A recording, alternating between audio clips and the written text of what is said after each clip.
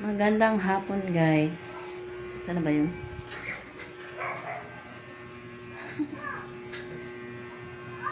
Magdadakot ako ng taing ng pusa sa may AC. Yung AC na yan, doon sa labas. Kasi kahapon, napansin ko yung pusa. Nandun sa ibabaw ng AC. Pagtingin ko, may jebs. Ayun na. Noong unang beses, nung una din, nung binuhay namin yan, tagal-tagal na.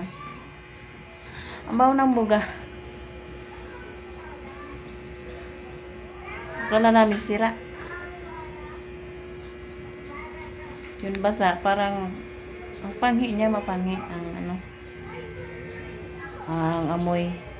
Pusa lang naman ang nakakaakyat dyan eh. Ihi. Ngayon naman tae. Ay naku. Damputin ko muna.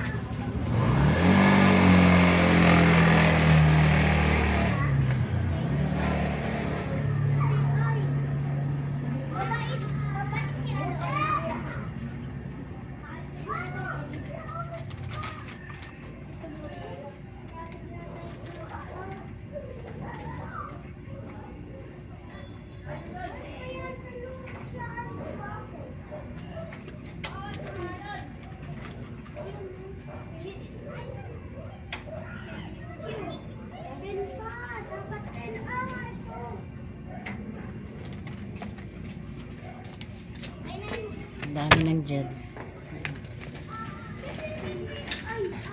Papalitin ko yung matangkad na halaman para hindi maakyatan.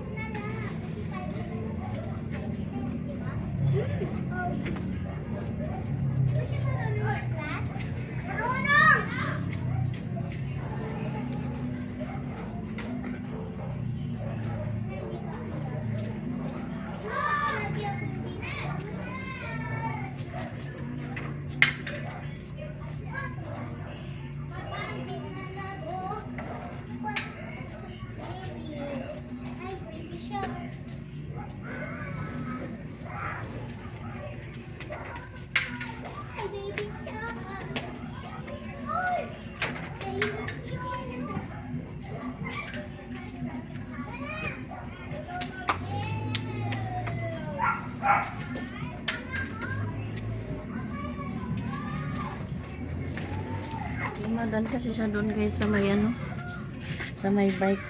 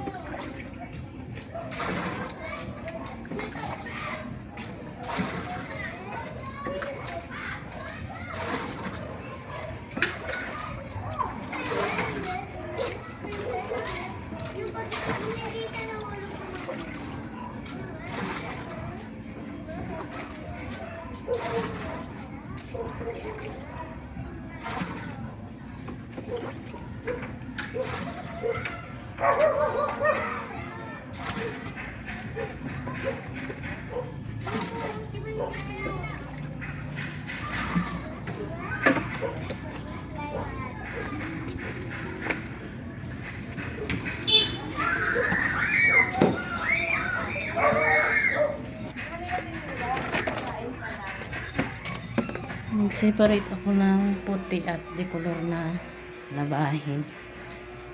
Kasi ibabad ko yung white. Tapos, bukas ng madaling araw, magbanlaw. Na-separate ko na guys. Ayan na. Naglagay na ako ng Luna bar. Para hindi masyadong kapitan ng kalawang. Naglagay din ako ng Sunrox. Yan ang mga ingredients ko sa paglaba.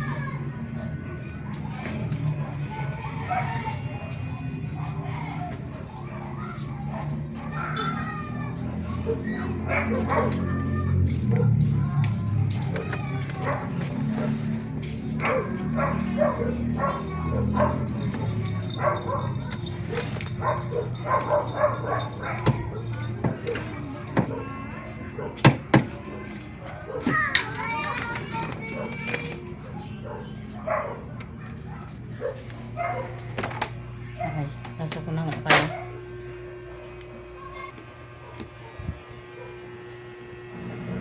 Mandar na siya. Ayan o. Bukas na mga daling araw ako magbanlaw. Para bilong-bilo. Ito naman, itanim ko. May ugat yan o. Nagtanim ako nito no isang araw. Ay kahapon. Kita ko kaninang umaga, wala na. Ito meron to, ewan ko kung nabuhay ata eh, kasi nandyan pa eh.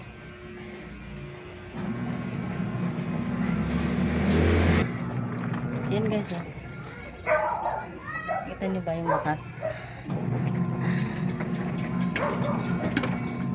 Bakat ng tayo.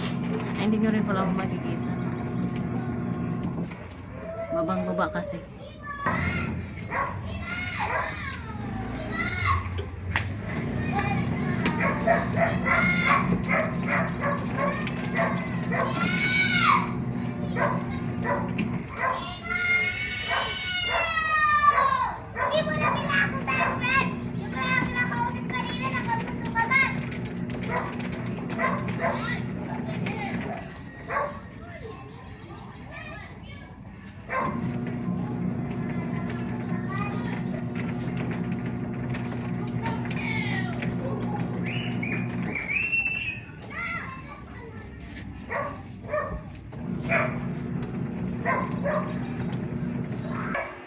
Bigpit ko na tong hose guys kasi hindi ko masasara yung pinto pag hindi ko pinasok yung hose.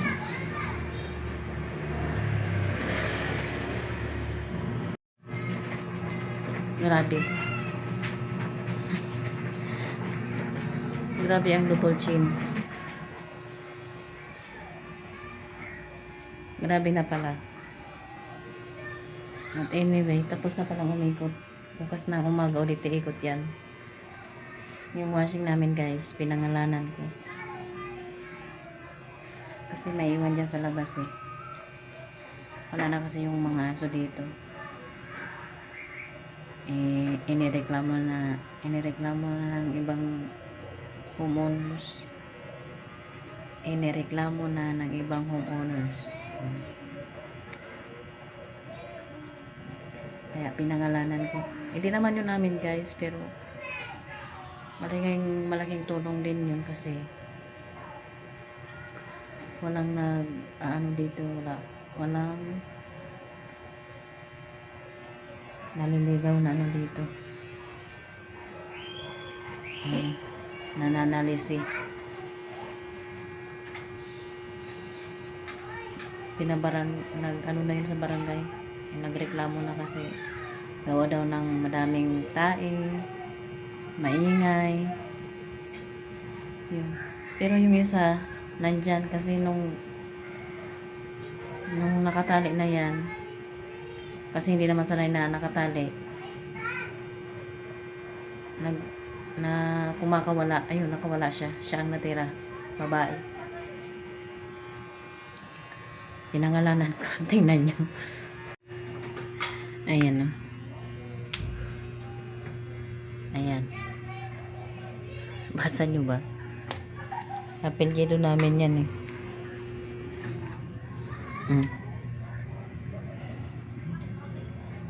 Ayan pa. Ayan ako. Tapos na umikot. So, hindi ko kasi yung hose kanina kasi nasa ibaba ng wire. So, baka matuluan ng tubig. Kinilig-kilig ako dito.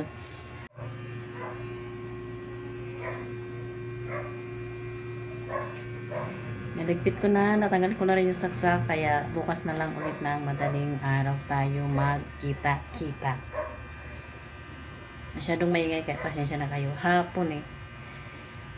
Ewan ko bakit ang habatan ng bakasyon ng mga bagets ngayon. Walang pasok, no? Hindi ko rin alam. Hi guys, good morning.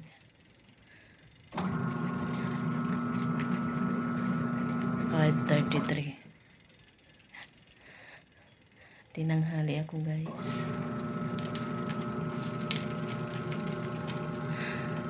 So, magbabanlaw na ako. Hi guys, good morning. Tapos na akong magbanlaw ng puti di color. Naisampay ko na rin. Ang lalaban ko na lang ay yung undies at yung may mga damit kasi ako guys na na hindi winawashing. Ay, mga pantalon at shorts, pajama ba, square pants, ganyan, na masyadong malambot ang tela kasi naglulus, kahit nga kinukusot naglulus eh. So, andyan siya.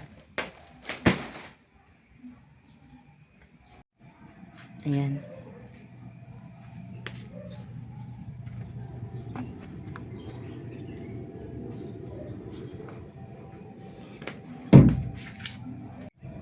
Diyan ako magkukusot sa malaki.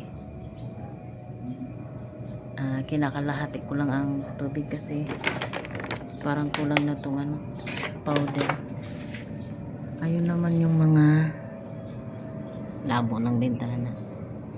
Ayan. Kita nyo ba? Ayan. Basta yung mga puti di color yan sampay ko na. Late na nga ako guys, gumising 5:22. Kasi nagpaypay ako kagabi. Ang lamok. Pero may katulaman akong sinindihan. So, kaya siguro ako tinanghali. Kukusitin ko na lang yun. Ibabad muna, tapos kusutin. Pero ngayon ko na yan lalabhan. Yes, nagsombrero ako kasi masyadong malamig kanina. Ano ba yun? Hindi na natanggal yung ano. Sipon ko ba? Tapos na ako guys, magbanlaw at magsampay. 8:41 na.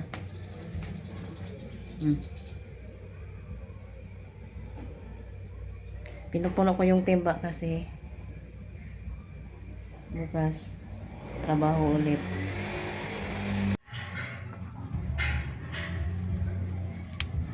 Diyan ko muna nilagay yung langgana, yung tray. Ayan yung timba. Ayan ang pinupuno ko. Ayan o. Siksikan sila dyan.